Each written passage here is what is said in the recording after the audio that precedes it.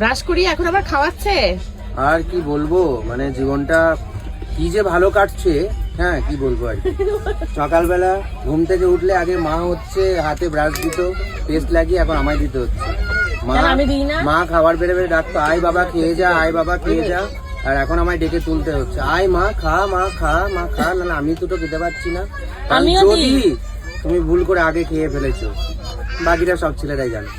না বাকিটা সব ছেলেরা জানলে হবে না। এবার আমি দুটো কথা বলি, আমিও তো 10 দিন দিই, তাহলে আমারও তো একদিন ইচ্ছা করে যে আমাকেও একদিন একটু হাতে করে দিই। এবার আমি কি দায় নিয়ে এসেছি সব সাজিয়ে গুছিয়ে দেওয়ার? তারও তো দায় আছে একদিন আমাকে সাজিয়ে গুছিয়ে দেওয়ার। 10 দিন ওটা কি ইয়ারলি হিসেবে বলছো তো নাকি? যে কয়দিনই হোক, 10 দিন আমি করলে একদিন তো তাকেও করতে হবে, তাই না? ইয়ারলি হিসেবে তাহলে আমি তো মোটিভেশন পাবো যে না ঠিক আছে, আমাকে তো একদিন দিয়েছে, আমি আবার 10 দিন দিই। ও নাও নাও নাও খাও, এত কথা যখন বলে ফেলেছো। কষ্ট হয়ে গেছে। হ্যাঁ নাও নাও খাও, হাওয়া করবো।